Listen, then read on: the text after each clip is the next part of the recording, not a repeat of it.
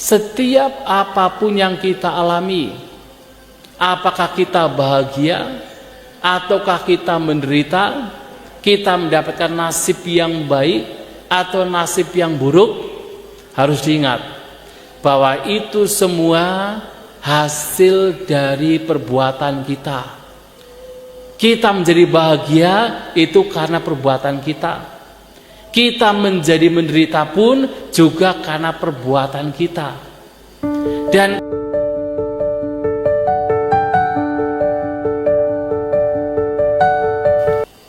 Sanggadana di masa Kadina, yang mana seringkali kami para biku menyebutnya bahwa dalam Sanggadana di masa Kadina ini umat Buddha dimanapun berada, tidak hanya di Indonesia tetapi bahkan di luar negeri, melakukan pesta, yaitu pesta kebajikan.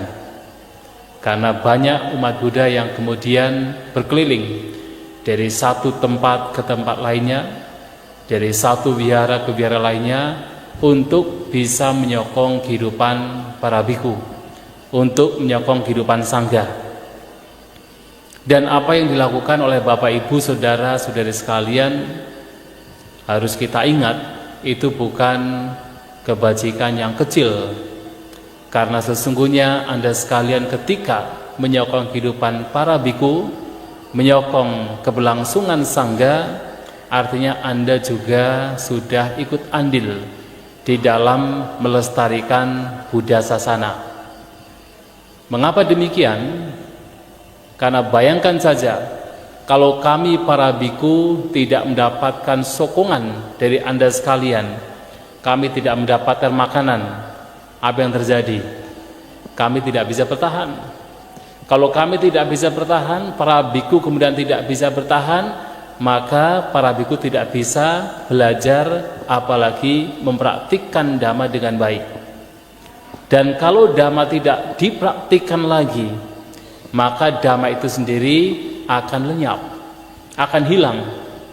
Maka sebenarnya ketika kami para biku mendapatkan sokongan yang baik, kami juga bisa hidup dengan baik, bisa mempertahankan hidup dengan baik, kami juga bisa praktek dhamma dengan baik. Dan ketika dhamma dipraktikkan dengan baik, maka dhamma akan tetap lestari. Nah, Bapak Ibu saudara-saudari sekalian, menyokong kehidupan sangga dikatakan sebagai punyang pasutang anabakang, bahwa kebajikan yang tidak kecil itu telah dikumpulkan. Maka yang dilakukan pada kesempatan malam hari ini merupakan kebajikan yang sebenarnya tidak kecil. Ini adalah kebajikan yang besar, karena secara langsung Anda juga ikut andil dalam mempertahankan, dalam melestarikan ajaran Buddha. Bapak Ibu saudara-saudari sekalian, kalau kita perhatikan terutama adalah wihara Magadhamma. Saya amati bahwa wihara ini merupakan salah satu wihara yang terkenal, terutama di Jawa Tengah. Walaupun bertempat tidak berada di perkotaan besar, tetapi wihara ini wihara yang terkenal. Jadi kalau seseorang berpikir, atau terutama umat Buddha berpikir tentang Salatiga, maka yang teringat tentang Salatiga berkenaan dengan wihara tidak lain adalah wihara Magadhamma. Dan ini sangat luar biasa. Tetapi kemudian yang menjadi keberlanjutan adalah yang lebih penting lagi. Ketika wihara seperti ini sudah terbangun dengan baik, sudah memiliki fasilitas dengan baik, pertanyaannya adalah apakah sudah benar-benar digunakan untuk terutama umat Buddha di sekitar, sebagai sumber, sebagai tempat untuk bisa mendapatkan ilmu dhamma, untuk bisa mendapatkan kebajikan di sini di wihara. Ini yang menjadi pertanyaan yang mesti kita tanyakan di dalam diri kita masing-masing, terutama Anda sebagai umat Buddha yang tinggal dekat dengan wihara Magadhamma ini. Maka Sang Buddha menyampaikan dalam khutbahnya, terutama tercatat di dalam Tripitaka, Saya mengatakan Tripitaka, bukan Tipitaka ya. Nah di sana Sang Buddha menyampaikan, ternyata umat Buddha itu ada dua jenis. Jadi upasaka, upasika itu ada dua jenis. Yang jenis pertama itu adalah umat Buddha yang tidak mau berkunjung ke wihara. Ini jenis pertama. Jenis kedua adalah umat Buddha yang mau berkunjung ke wihara. Kalau menurut Bapak Ibu saudara-saudari sekalian, kira-kira dari dua jenis umat Buddha ini mana yang lebih baik? Yang mau berkunjung ke wihara atau yang tidak mau berkunjung ke wihara? Mana? Yang pertama atau yang kedua? Hah? Yang lebih baik ke yang kedua, yang tidak mau berkunjung. Tentu yang mau berkunjung ke wihara adalah yang lebih baik. Nah, karena sekarang mengapa ini perlu ditanyakan? Karena ada kalanya ada beberapa umat Buddha kita ini punya pandangan, apakah kebajikan itu hanya bisa dilakukan di wihara? Menurut Bapak Ibu saudara-saudari sekalian, apakah kebajikan itu hanya bisa dilakukan di wihara? Benar atau tidak? Tidak ya. Jangan ragu ya, jangan ragu. Tentu kebajikan bisa dilakukan tidak hanya di wihara. Dimanapun kita berada, kebajikan masih bisa kita lakukan. Nah, pandangan seperti ini benar. Tetapi kemudian ada beberapa orang yang kemudian berpikir berkelanjutan. Kalau memang kebajikan itu tidak hanya bisa dilakukan di wihara, ngapain juga kita ke wihara? Ngapain juga kita berkunjung ke wihara? Kan kita bisa melakukan kebajikan dimanapun kita berada. Ketika seseorang berpikir bahwa tidak ada gunanya untuk datang ke wihara, apakah cara pikir demikian adalah cara pikir yang benar? Benar tidak? Benar tidak? Ini kayaknya ragu-ragu. Jangan-jangan nggak pada datang ke wihara ini ya. Tentu adalah cara pikir demikian mesti diluruskan. Kalau mengatakan pergi ke wihara itu tidak penting, tidak berguna, itu adalah cara berpikir yang salah. Justru di wihara inilah kita banyak mendapatkan hal yang baik. Di wihara ini kita banyak mendapatkan ilmu tentang Dhamma, kita bisa bertemu dengan kalyanamita, dan di sini pula kita bisa banyak menanam kebajikan. Maka datang ke wihara oleh Sang Buddha dikatakan sebagai hal yang baik. Kalau kemudian antara dua jenis yang datang ke wihara atau yang tidak datang ke wihara, Sang Buddha juga memuji mereka upasaka, upasika yang mau datang ke wihara. Tetapi Bapak Ibu saudara-saudara sekalian, ternyata umat yang mau datang ke wihara pun juga sebenarnya ada dua jenis. Ada dua jenis. Yang jenis pertama adalah datang ke wihara tetapi tidak mau bertemu dengan para biku. Ini jenis pertama. Yang kedua, datang ke wihara dan mereka mau bertemu dengan para biku yang tinggal di wihara. Jadi ingat, kalau zaman dahulu wihara itu adalah tempat tinggal para biku. Nah, kira-kira dari dua ini mana yang lebih baik? Yang mau bertemu dengan biku atau yang tidak mau bertemu dengan biku? Yang mau bertemu dengan biku. Tapi apa benar ya? Kalau bertemunya cuma ngerecokin doang? Tentu bertemu dengan biku dengan tujuan yang baik. Itu adalah yang lebih baik. Dan ternyata para umat yang mau bertemu dengan para biku pun juga ada dua jenis. Yang pertama adalah hanya bertemu tetapi tidak melakukan apa-apa, tidak mau bertanya tentang Dhamma. Yaitu apa? Malahan kalau datang kemudian yang dilakukan adalah misalnya gosip. Nah, kemudian berbincang hal-hal yang sebenarnya tidak sesuai dengan dhamma. Ini yang pertama. Nah, yang kedua adalah mereka bertemu dengan para biku dan bertanya tentang dhamma. Kira-kira dari dua orang ini, dua jenis ini, mana yang baik? Yang bertemu bertanya tentang dhamma dan bertemu tetapi tidak bertanya tentang dhamma. Yang pertama atau yang kedua? Yang pertama. Wah, Bapak Ibu bijak juga ya. Sudah paham ya? Jadi seharusnya umat Buddha adalah datang ke wihara, bertemu biku yang tinggal di sana, dan yang ketiga bertanya dhamma. Tetapi kemudian yang bertanya dhamma pun juga bisa ada dua jenis. Sang Buddha mengatakan, yang pertama adalah sudah bertanya dhamma, tetapi kemudian apa yang diberikan oleh bante tersebut, oleh biku tersebut tidak disimpan dalam batinnya. Ibaratnya adalah mendengar dhamma melalui telinga kanan, kemudian keluar telinga kiri. Ini yang pertama. Namun yang kedua adalah setelah mendengarkan dhamma disimpan dengan baik, direnungkan dengan baik, disimpan dengan baik. Kira-kira dari dua jenis orang ini mana yang lebih baik? Yang pertama atau yang kedua? Yang kedua, yang mau menyimpan, mau mengingat dhamma yang sudah didengar. Tetapi kemudian memungkinkan pula dari orang-orang yang sudah mendengarkan dhamma dan disimpan dalam batinnya pun ada dua jenis. Yang pertama adalah jenis orang yang kemudian tahu dhamma, ingat dhamma, tetapi kemudian tidak dipraktikkan.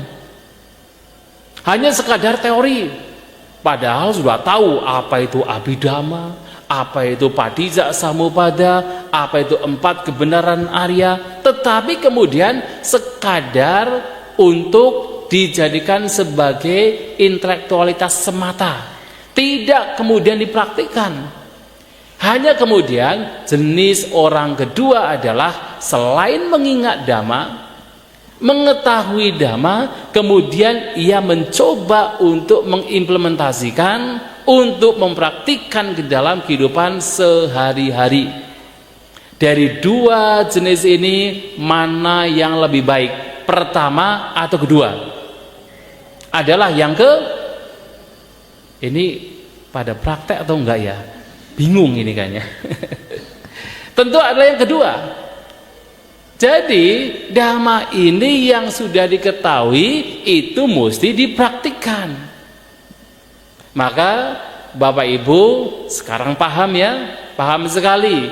Sebagai umat Buddha, yang pertama mesti sering datang ke wihara. Kemudian ketika ada bante yang datang, temuilah bante. Untuk apa? Yang ketiga, bertanya, berbincang, membahas dhamma.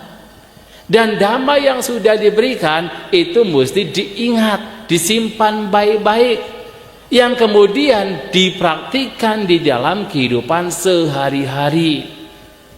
Kalau demikian halnya, maka datang ke wihara ini menjadi hal yang bermanfaat, yang tidak sia-sia.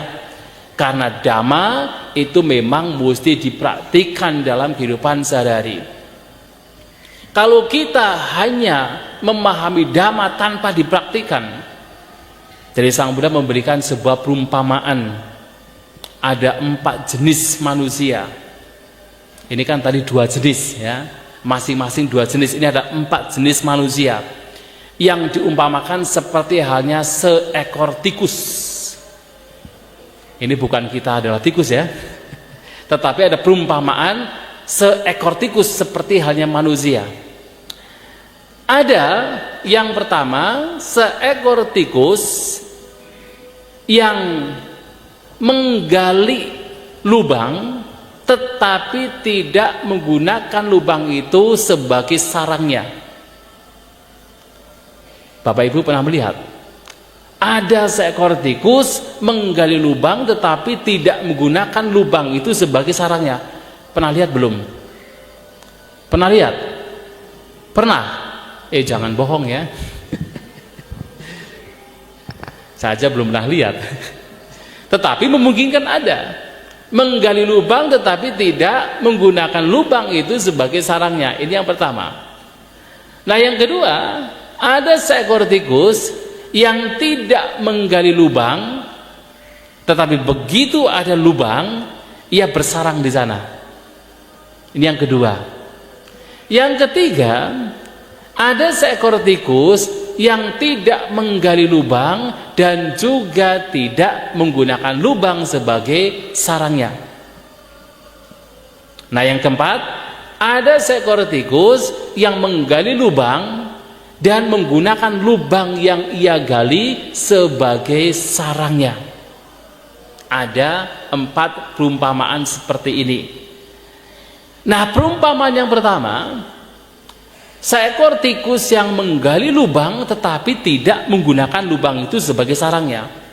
Itu diibaratkan ada orang-orang, ada umat Buddha yang belajar banyak tentang Dhamma, menggali Dhamma dengan banyak, memahami Abhidhamma, memahami Sutta, memahami Vinaya, bisa berdebat, bisa berintelektualitas berkenaan dengan Dhamma, tetapi kemudian ia tidak mempraktikkan Dhamma. Ia menggali Dhamma tetapi tidak menjadi pelaksana Dhamma. Ini yang pertama. Nanti tinggal Bapak Ibu merenungkan, kira-kira saya ini jenis orang yang mana? Tikus yang pertama, kedua, ketiga, atau yang keempat? Kemudian ada juga orang-orang yang tidak menggali Dhamma. Ia mengetahui sedikit.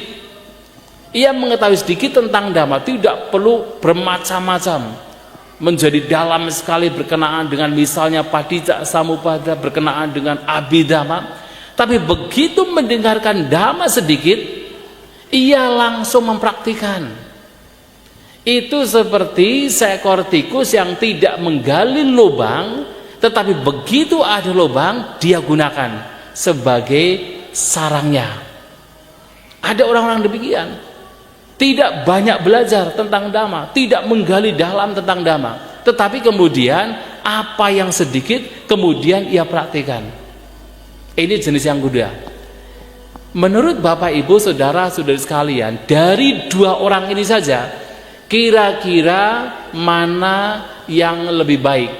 Banyak pengertian Dhamma tetapi tidak dipraktikkan, namun ada juga sedikit Dhamma tetapi kemudian dipraktikkan. Mana yang lebih baik?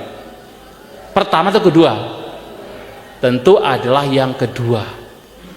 Bahwa yang kedua ini lebih baik. Walaupun sedikit, kalau itu dipraktikkan, itu pasti memberikan manfaat. Tetapi kemudian ada juga seekor tikus yang sudah tidak menggali lubang, tidak pula kemudian membuat lubang sebagai sarangnya. Ada orang-orang yang malas untuk belajar Dhamma, untuk mendengarkan Dhamma, untuk merenungkan Dhamma, dan ia pun juga tidak mempraktikkan Dhamma. Nah, ini adalah yang paling buruk. Sudah tidak paham Dhamma, tidak merenungkan Dhamma, tidak tahu Dhamma, dan hidupnya tidak sesuai dengan Dhamma. Ini adalah yang paling buruk, seperti seekor tikus yang tidak menggali lubang dan juga tidak menggunakan lubang sebagai sarangnya. Nah, yang keempat adalah yang terbaik. Seekor tikus yang menggali lubang kemudian menggunakan lubang itu sebagai sarangnya. Ada orang-orang yang belajar banyak tentang Dhamma. Ia menggali Dhamma, ia menimbun Dhamma sebanyak-banyaknya, kemudian dia implementasikan, dia praktikkan dalam kehidupan sehari-hari. Maka yang keempat ini adalah yang terbaik. Kita banyak belajar Dhamma, kita banyak mengetahui Dhamma. Ketika datang ke wihara bertemu dengan para biku, mendengarkan Dhamma, membahas Dhamma, direnungkan dengan baik-baik, kemudian dipraktikkan dalam kehidupan sehari-hari. Nah, ini adalah yang terbaik. Maka sekarang yang juga menjadi pertanyaan adalah, kira-kira kita ini termasuk perumpamaan yang mana?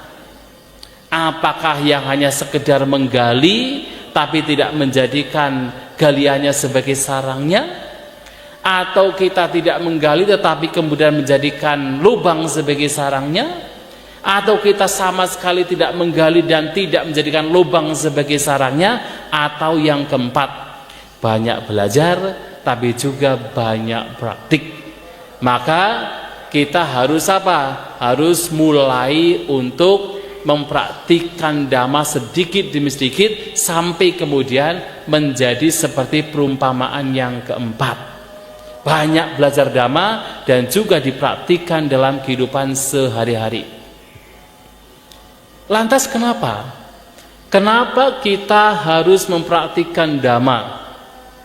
Karena setiap apapun yang kita alami, apakah kita bahagia ataukah kita menderita, kita mendapatkan nasib yang baik atau nasib yang buruk, harus diingat bahwa itu semua hasil dari perbuatan kita. Kita menjadi bahagia itu karena perbuatan kita. Kita menjadi menderita pun juga karena perbuatan kita. Dan karena setiap kebahagiaan dan penderitaan itu hasil dari perbuatan kita, itulah kenapa kita mesti mempraktikkan dhamma. Pernah suatu kali seorang Brahmana bernama Subha, ia mendatangi Sang Buddha dan bertanya, "Bante, kenapa kita bisa melihat bahwa di dunia, di tengah-tengah masyarakat, antara satu orang dengan lainnya itu berbeda-beda nasibnya? Ada yang terlahir memiliki usia yang panjang, tapi pula ada yang terlahir memiliki usia yang pendek. Ada yang terlahir dengan sakit-sakitan, tapi ada pula yang terlahir dengan fisik yang sehat, tidak banyak penyakit. Ada yang terlahir dengan paras yang menawan, tapi juga ada yang terlahir dengan paras yang pas-pasan. Ada yang terlahir dengan pengaruh yang besar, ada pula yang terlahir dengan tidak punya pengaruh. Ada pula yang terlahir dengan segala kecukupan dalam materi, tapi ada pula yang terlahir serba kekurangan." Apa yang menyebabkan kenapa setiap orang punya kebahagiaan dan penderitaan yang berbeda-beda, nasibnya berbeda-beda? Apa jawaban Sang Buddha? Sang Buddha menyampaikan, kama sako, kama dayado, kama yoni, kama bantu, kama padi sarano. Bahwa setiap orang adalah pemilik perbuatannya masing-masing, adalah pewaris perbuatannya masing-masing, lahir dari perbuatannya masing-masing, berkerabat dengan perbuatannya masing-masing, dan bergantung pada perbuatannya masing-masing. Kenapa seseorang terlahir dengan usia yang panjang? Oh, ternyata orang demikian dulunya tidak suka membunuh. Tapi kenapa ada orang yang terlahir dengan usia pendek, baru lahir bisa saja meninggal? Oh, dulunya ia suka membunuh. Kenapa ada orang terlahir dengan banyak penyakit? Oh, karena dia dulunya suka menyiksa makhluk lain. Dan kenapa ada yang terlahir dengan sehat fisiknya? Oh, dulunya karena dia tidak suka menyiksa makhluk lain. Kenapa ada orang yang terlahir dengan paras yang menawan, yang cantik, yang disukai, yang rupawan? Oh, dulunya dia itu tidak suka marah-marah, tidak mudah tersinggung. Tapi kenapa ada orang yang punya paras yang pas-pasan? Karena dulunya mudah tersinggung, suka marah-marah. Sehingga kalau Bapak Ibu, saudara-saudari sekalian, kalau sekarang merasa dirinya nggak cantik ya, merasa dirinya tidak tampan ya, harus mulai dari sekarang. Jangan suka marah-marah, jangan suka tersinggung, jangan suka baperan. Ya. Dan kenapa pula ada orang-orang terlahir dengan kekayaan, dengan materi yang melimpah? Oh, ternyata dulunya orang itu suka berdana, suka memberi, suka menolong. Dan kenapa ada orang terlahir dengan tidak memiliki kekayaan? Kalaupun ada, itu rasanya serba kekurangan. Disebabkan karena tidak suka berdana. Nah, karena setiap kebahagiaan, penderitaan, nasib kita disebabkan oleh perbuatan kita masing-masing, itulah kenapa kita mesti mengisi hidup kita dengan kebajikan, dengan mempraktikkan dhamma. Dan tidak ada cara lain selain kita mempraktikkan dhamma. Oleh sebab itu, Bapak Ibu Saudara-saudari sekalian, kenapa malam hari ini Anda sekalian datang ke wihara, kemudian berbondong-bondong untuk menyokong kehidupan sangha? Ini juga bagian dari praktek dhamma yang nantinya pasti dan sangat dipastikan sesuai dengan hukum sebab akibat pasti akan kembali pada Bapak Ibu Saudara-saudari sekalian dan kembali di dalam bentuk kebahagiaan. Karena sesuai dengan hukum alamnya, seperti yang Sang Buddha katakan, ya disang wapate bijang, tadisang labhate palang. Seperti halnya benih yang ditabur, itulah buah yang nanti akan dipanen. Kalau Bapak Ibu menabur bibit padi, pasti panennya pasti padi, tidak mungkin jagung. Kalau Bapak Ibu menabur bibit jagung, pasti panennya adalah jagung, tidak mungkin padi. Demikian pula kalau kita menabur bibit kebajikan, maka panen yang akan kita peroleh suatu saat tidak lain adalah kebahagiaan. Tapi kalau kita menabur bibit kejahatan, bibit keburukan, pasti suatu saat penderitaan, mau tidak mau, tidak bisa kita hindari, pasti datang pada kita juga. Maka kalau kita betul-betul ingin hidup bahagia, kita mencintai diri kita untuk mendapatkan kebahagiaan, hanya ada satu cara. Banyak lakukan kebajikan dengan mempraktikkan dhamma. Maka setidaknya dalam hidup kita sebagai umat Buddha yang punya keyakinan terhadap ajaran Buddha, yang telah belajar dhamma, mengerti dhamma, yang mesti diimplementasikan ke dalam kehidupan sehari-hari, setidaknya 3 hal mesti dilakukan. Apa itu? Yang pertama adalah kita hendaknya senang berbagi. Kita hendaknya suka berbagi, gemar untuk berdana. Itu yang mesti dilakukan. Yang paling awal. Mengapa berdana ini seringkali dikatakan sebagai kebajikan yang paling awal, kebajikan yang paling dasar? Kalau kita perhatikan, berdana ini merupakan satu kebajikan yang sangat mudah dilakukan oleh siapapun. Bahkan hewan sekalipun juga bisa berbuat kebajikan melalui berdana. Hewan sekalipun itu bisa berdana. Apakah Bapak Ibu Saudara-saudari sekalian pernah melihat ada binatang yang juga berdana? Pernah melihat belum? Pernah belum? Ini bukan menjadi pemerhati ya, tidak menjadi pengamat. Kalau Bapak Ibu apalagi tinggal di kampung, tentu sering melihat ada induk ayam, ada induk burung yang punya anak-anak yang kecil. Siapa yang memberi makanan kepada anak-anaknya? Adalah induknya. Pada saat seekor burung memberi pakan kepada anak-anaknya, apakah itu berdana atau bukan berdana? Itu juga berdana. Ketika seekor induk ayam memberikan pakan untuk anak-anaknya, itu juga berdana. Ketika Anda sebagai orang tua memberikan makanan, kehidupan untuk anak-anaknya, itu juga berdana.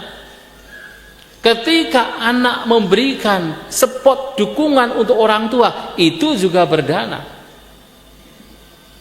Hanya memang seekor induk ayam, induk burung biasanya berdana, berbagi hanya atas dasar kemelekatan. Tetapi sudah lebih baik, itu lebih baik. Praktek berdana ini pun juga memang harus dipraktekkan secara bertahap. Memang idealnya berdana itu seperti apa? Hujan di mana-mana. Artinya berdana itu mestinya dilakukan tanpa pandang bulu terhadap siapapun, seperti hujan di mana-mana.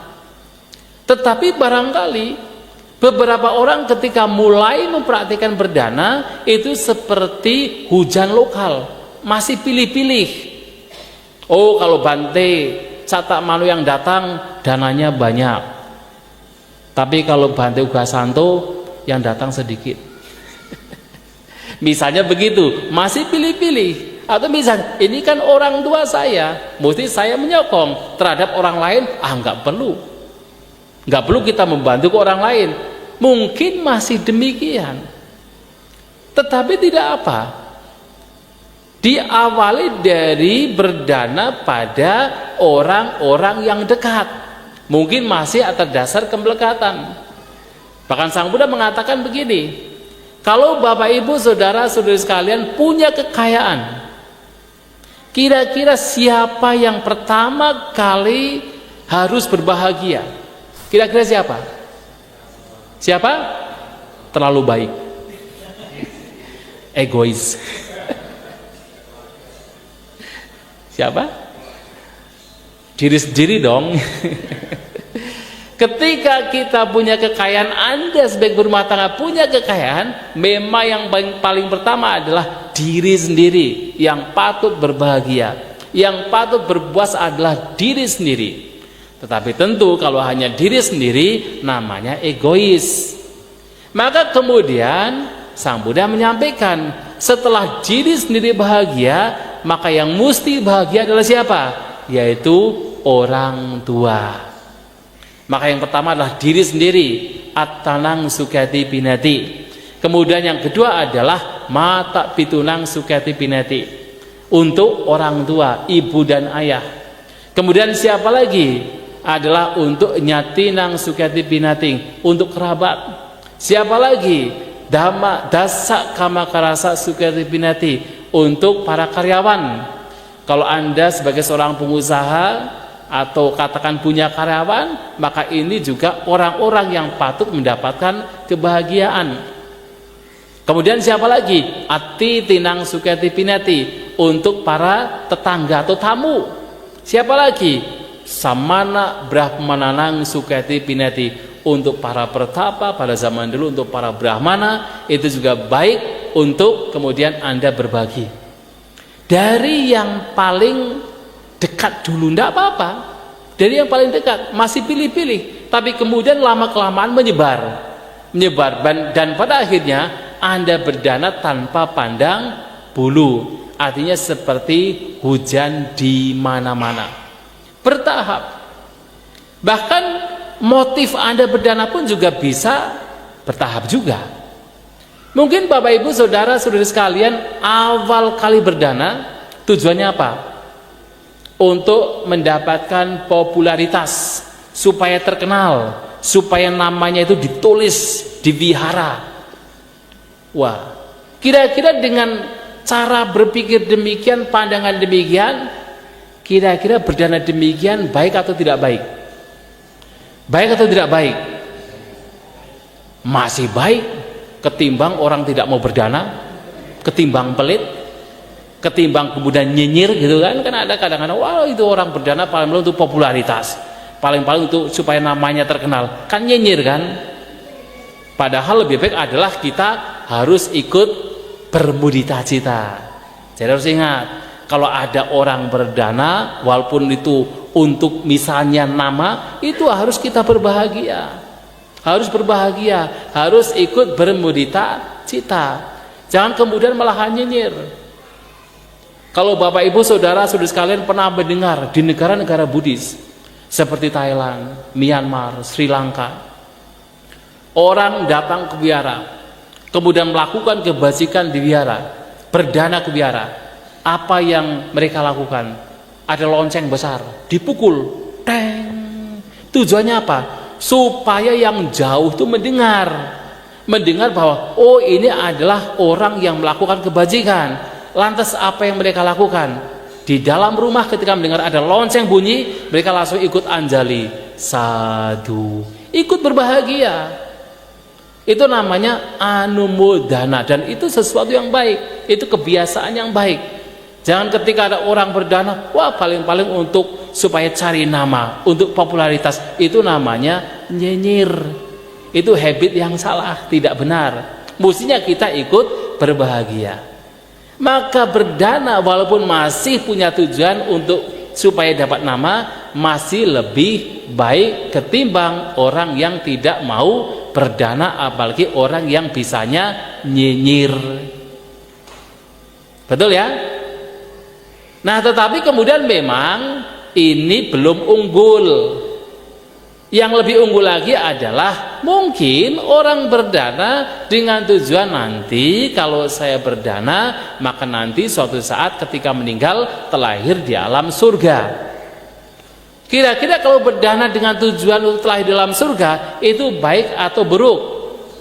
Itu masih lebih baik. Tetapi memang ini belum unggul. Maka idealnya adalah motif yang ketiga, tujuan yang ketiga. Berdana dengan tujuan apa? Cita langkara, cita parikara, untuk menghiasi batin, untuk memperindah batin. Berdana dengan tujuan supaya kotoran-kotoran batin itu sedikit demi sedikit terkikis kemudian lenyap. Berdana dengan tujuan untuk mencapai nibbana, untuk kebebasan, ini yang terunggul. Tetapi dalam praktik dhamma ini bahkan berdana mungkin awalnya motifnya adalah untuk supaya terkenal, nggak apa-apa. Sering dengan pemahaman dhamma, kemudian tujuannya adalah supaya nanti terlahir di dalam surga, nggak apa-apa.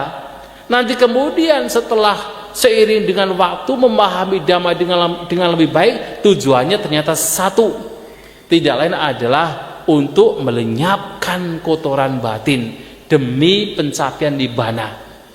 Oh, kalau saya berdana ternyata pikiran saya menjadi lebih ringan, keserakahan saya, kekikiran saya semakin berkurang, rasa pelepasan saya semakin bertambah, kemelekatan saya semakin berkurang. Oh, kalau saya berdana, batin saya happy, kasih sayang saya semakin bertambah, cinta kasih saya semakin berkembang, kebencian tidak ada di sana. Oh, kalau saya berdana dengan tujuan untuk melenyapkan kotoran batin, kebijaksanaan saya berkembang, bertambah, kebodohan saya semakin berkurang. Maka orang demikian berdana bukan untuk tujuan yang lain, tetapi untuk melenyapkan kotoran batin. Dan ini yang terunggul. Tetapi ingat, ini pun juga bisa dipraktikkan, dilalui dengan cara bertahap. Dari mungkin berdana dengan motif yang masih rendah, kemudian menengah, pada akhirnya kemudian berdana dengan motif tujuan yang tertinggi. Bahkan kemudian ketika kita mulai untuk berdana, mungkin tidak semua orang dalam melatih untuk berdana itu langsung bisa melepas, tidak. Karena dia mengatakan, Sang Buddha mengatakan, berdana ini baik ketika seseorang bahagia sebelum berdana, bahagia sewaktu berdana, dan bahagia setelah berdana. Kan begitu. Tetapi kemudian mungkin ada orang-orang yang mungkin awalnya bahagia, Ketika melakukan bahagia, tetapi setelah melakukan masih kecewa, masih merasa menyesal, kenapa kok saya harus berdana? Kan saya masih membutuhkan. Masih demikian. Atau mungkin ketika pada saat mau berdana sulit sekali. Tapi begitu berdana merasa bahagia. Setelah berdana juga bahagia.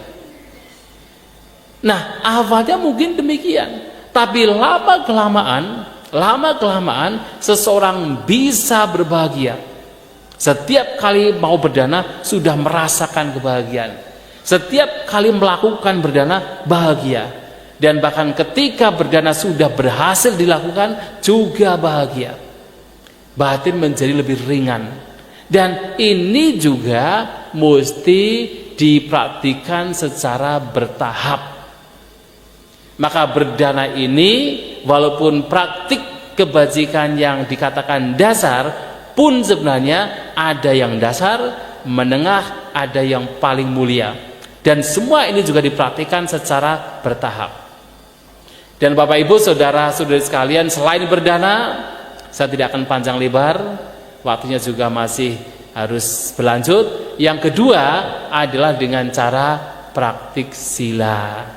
Ya, Bapak Ibu memiliki paling tidak 5 aturan kemoralan.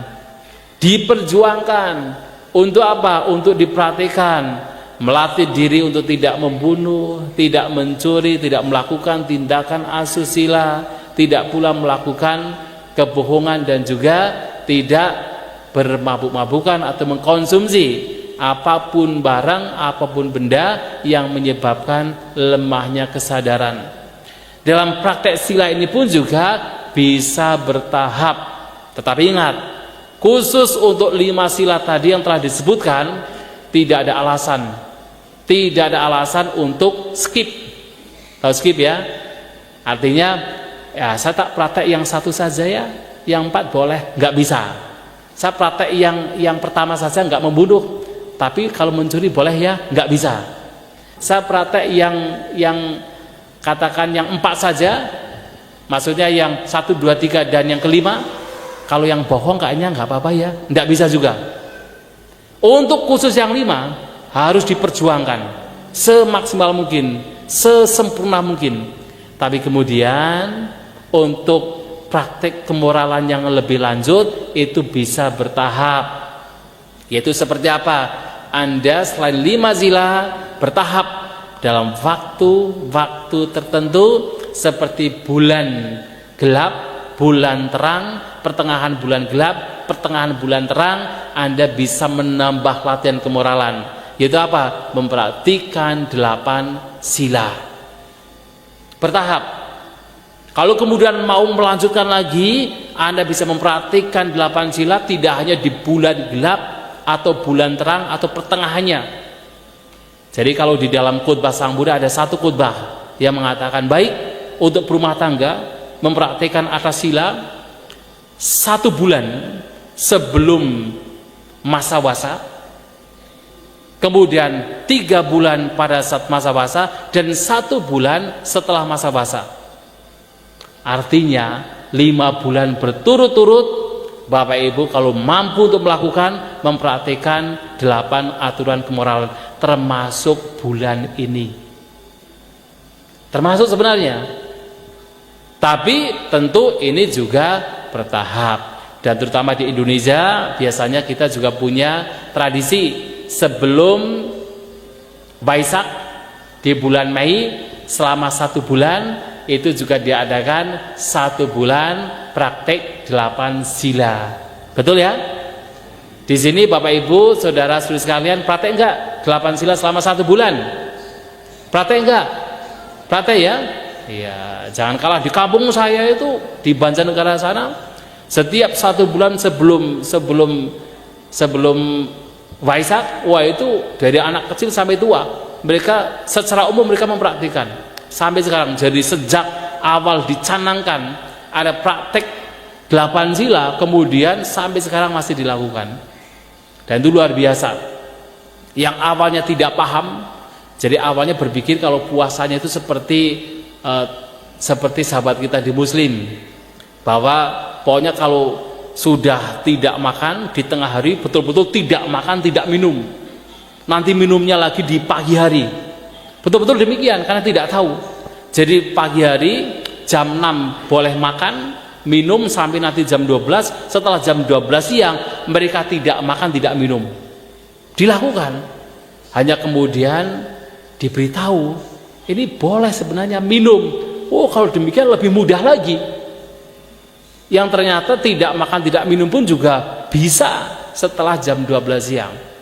Apalagi ketika disampaikan, wanita bisa, asalkan minumannya jangan minum susu. Ya, ternyata, wah kalau begitu demikian ya lebih mudah dong. Dan dipraktikkan sampai sekarang. Bertahap ya, bertahap. Praktek sila.